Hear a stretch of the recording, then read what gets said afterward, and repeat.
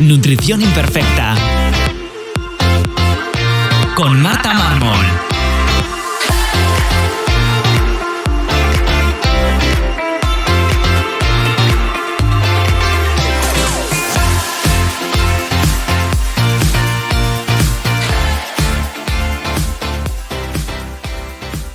Bienvenidos a Nutrición Imperfecta, el podcast de Marta Mármol. Un lugar para aprender a cuidarte y a empezar a ver la nutrición como una aliada para recuperar tu salud y encontrarte mejor. Te recuerdo que puedes descargarte mi ebook gratuito Síntomas digestivos, la gran epidemia en martamarmol.com/ebook y que si quieres que te acompañemos en tu caso particular para recuperar tu salud, puedes reservar tu consulta individual con cualquier persona del equipo, tanto de nutrición como de psicología, en martamarmol.com. Y te recuerdo que si quieres suplementar tu alimentación con proteínas de calidad o suplementos, tienes mi código de descuento MartaMármol en mayúscula en la web de Paleobull. Bienvenidos a Nutrición Imperfecta.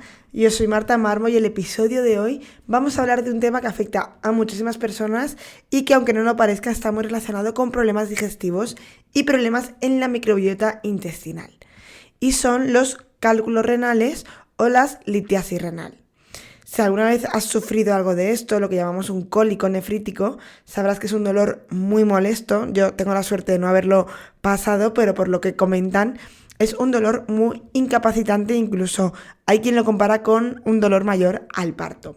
Por lo que intentar solucionar esto, intentar disminuir esos cólicos, incluso llegarlos a evitar, es muy importante para mejorar la calidad de vida de estos pacientes. Así que en este episodio vamos a intentar recopilar todo, explicar qué es la litiasis, por qué se forman y sobre todo qué podemos hacer desde la alimentación, los hábitos de vida y la suplementación para intentar prevenirlos o reducirlas. Y además también vamos a ver qué papel juega en la microbiota, sobre todo algunas bacterias como pueden ser Oxalobacter y Lactobacillus, en la degradación de estos cristales de oxalato que son los causantes de estos cálculos renales. Para empezar vamos a ver qué es esto de la litiasis renal. La litiasis renal se produce cuando algunas sustancias cristalizan en la orina, como pueden ser el calcio, el oxalato, el ácido úrico o la cistina. Y lo que hacen es formar esas piedrecitas que cuando quieren ser expulsadas a través de la uretra, no pueden porque son más grandes y hacen muchísimo daño. Dependiendo del tipo de la composición, los cálculos son de distintos tipos, ¿vale? Los más comunes son el oxalato cálcico y es el que vamos a hablar hoy. Los oxalatos son unos compuestos naturales que se encuentran en muchísimos alimentos vegetales, pero también los puede producir nuestro cuerpo como parte del metabolismo normal. El problema es cuando estos oxalatos en exceso se unen al calcio y forman estos cristales de oxalato cálcico, ¿vale? Un tipo de cristal, que es lo que va formando esas piedrecitas en los riñones y que es lo que producen estos cálculos renales de los que estábamos hablando. Los oxalatos forman parte de lo que llaman antinutrientes, es decir, sustancias que generan los alimentos vegetales, las plantas, para protegerse de los animales, de los insectos. Por lo tanto, hay muchas personas y muchos tipos de dieta en la que lo que se hace es reducir esos oxalatos porque se cree que son tóxicos. En una cantidad moderada y si no tenemos ningún tipo de problema y si tenemos sobre todo una microbiota bien que elimina esta cantidad de oxalatos, no va a producir ningún problema. Pero en algunas situaciones vamos a tener que reducirlos, incluso hay gente que se intoxica de estos oxalatos y esto es otro tema del que podemos hablar otro día. Los oxalatos los encontramos en alimentos como verduras de hoja verde, sobre todo la espinaca, la acelga, también en algunas frutas, en el kiwi, en las moras, en frutos secos como almendras, anacardos, nueces, también en el chocolate, y en el cacao, claro, en el té negro, en el té verde. Los síntomas más comunes cuando hay una litiasis renal son dolor, como hemos dicho antes, dolor intenso sobre todo en la zona lumbar o incluso en los costados, hematuria, encontrar sangre en la orina, tener náuseas, vómitos, muchas ganas urgentes de orinar. Además también puede cursar con infecciones de orina recurrentes.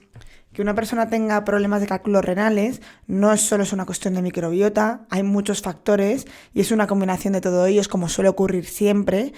Tiene como una parte genética, como siempre, pero también está relacionado pues con dietas altas en sodio, incluso muy alta en proteínas animales, poca ingesta de agua, ya que va a diluir menos la orina y va a favorecer que se cristalicen esas piedrecitas.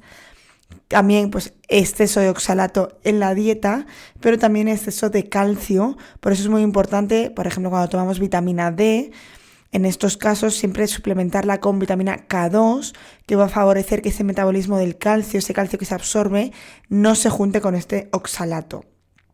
Alteraciones en la microbiota intestinal que vamos a revisar ahora, que es algo muy importante y que hasta el día de hoy casi nadie lo trata desde la microbiota, y es una parte muy importante para poder disminuir, como decíamos antes, la frecuencia de esta formación de cálculos y por lo tanto de estas litiasis.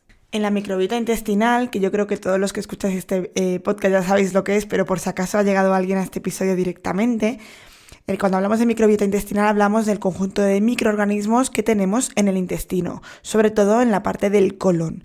No solo son bacterias, también tenemos arqueas, hongos, virus. Pues en esta microbiota tenemos dos bacterias fundamentales en la degradación del oxalato cálcico. Por un lado, el Oxalobacter formigenes, que bueno, pues es el evidente, ¿no?, que vamos a hablar, es el protagonista, pero también vamos a hablar de los lactobacillus. La bacteria Oxalobacter formigenes lo que hace es degradar el oxalato cálcico. Es una bacteria que pertenece a nuestra microbiota de normal. Desde cuando somos pequeños tenemos una gran cantidad de esta bacteria. ¿Qué ocurre? Que diferentes factores, sobre todo el uso de antibióticos, hace reducir mucho la cantidad de esta bacteria, que por lo tanto hace que no degrademos bien este oxalato.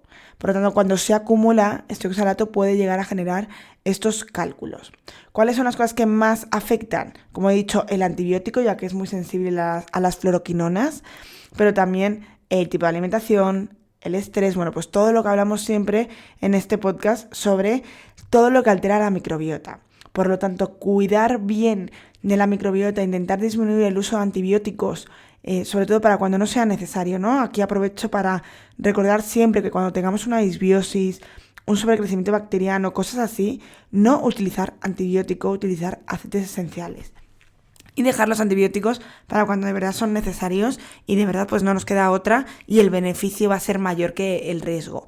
Porque con cositas así vamos alterando un poco la microbiota, vamos haciendo cosas que a lo mejor no se notan, pero que simplemente pues podemos empezar a tener una cosa tan sencilla o tan lejana a lo que pensamos que está de la microbiota, que es tener cálculos renales.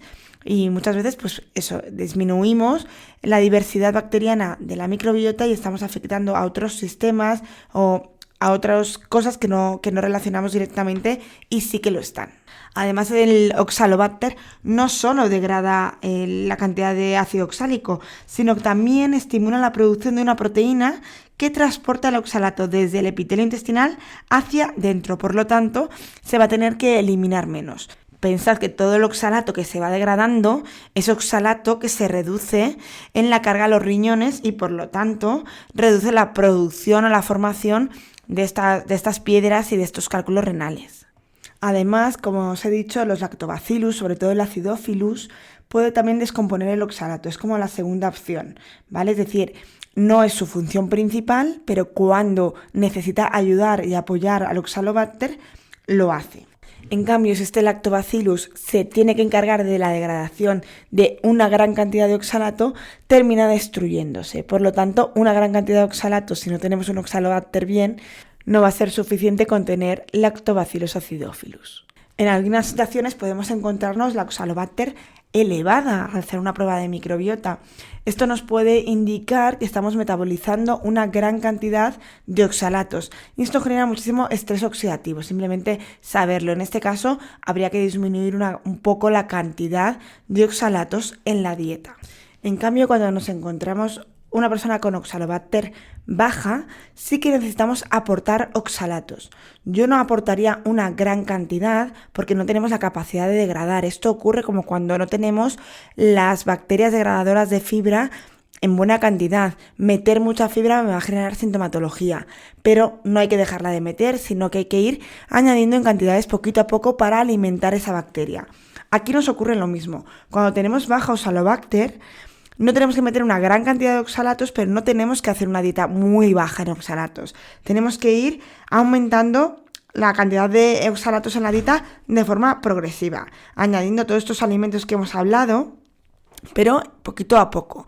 De la misma manera que tampoco hay que restringir el calcio, porque si no sí que estamos favoreciendo la absorción de calcio y pues aumenta la probabilidad de que se genere este cristal de oxalato cálcico. Evidentemente lo primero que tenemos que hacer es la prevención, intentar evitar la pérdida de diversidad, como hablábamos antes, ¿no? Como os decía, intentar evitar antibióticos cuando no es necesario.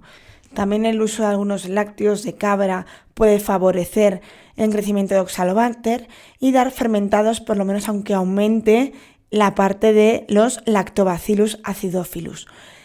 Hasta el día de hoy, a lo mejor cuando escuchéis este episodio en algún momento de vuestra vida esto ya es distinto, pero a 2025 no existe un probiótico comercial en el que, por lo menos en Europa, en el que se pueda dar Oxalobacter. Pero quizás en un tiempo podemos lograr el aislamiento y poder aportar a través de la alimentación, o sea, a través de un suplemento más bien, un probiótico de este tipo de bacteria, lo que nos ayudará a degradar mejor los oxalatos, pero a día de hoy no se puede, por eso la prevención es importantísimo y si no tirar a la segunda opción, que es añadir lactobacillus que no solo van a mejorar la diversidad bacteriana, sino que también van a ayudar un poquito a la degradación de ese oxalato. También es importante evitar la suplementación con vitamina C, ya que el ácido ascórbico se convierte en oxalato, por lo tanto estamos aumentándolo. Entonces, como conclusión, ¿qué podemos hacer? Primero, cosas externas, reducir el consumo de sodio. El sodio, la gran cantidad está en la sal, por lo tanto empezar a comprar también o consumir sal yodada, por ejemplo. Beber suficiente agua para que la orina esté bien diluida, más de 2 litros. No solo agua, también nos sirven infusiones, caldos, etcétera, estar bien hidratados. Es importantísimo que tengamos bien alcalina la orina, porque esto va a favorecer que no se generen estos cristales. Por lo tanto, atender muy bien a cómo está el ácido de nuestro cuerpo. Podemos empezar por el del estómago, por esa hipocloridria de la que os hablo siempre. Eso nos va a ayudar a regular muy bien los pH diferentes de todo el cuerpo. Como os decía, no suplementarnos con vitamina C. Cuidado también con la microbiota si hay algo de hongos. No dejar de consumir oxalatos, alimentos, o sea, no hacer una dieta muy, muy baja en oxalatos. Meter bien de probióticos de lactobacillus, fermentados, fibras que nos mantengan esa microbiota protectora bien diversa. Y intentar, sobre todo, pues prevenir el uso de antibióticos cuando no son necesarios. Con esto, a día de hoy, es todo lo que podemos hacer para manejar un poco los cálculos renales desde un enfoque más integrativo, por así decirlo, teniendo en cuenta todas las opciones. Yo creo que esto va a cambiar, yo creo que esto abre la puerta a diferentes tratamientos y diferentes formas de entender cómo funciona el cuerpo. Antes se pensaba que era genético y que nos tocaba, pero ahora sabemos qué papel tiene la microbiota y cómo nos ayuda en este aspecto. Y pues como siempre, esto es el inicio, y si encontramos una forma de modular o de aportar este Oxalobacter de forma externa, pues nos ayudará mucho a la degradación de estos cristales. Y con esto finaliza este mini episodio de esta semana.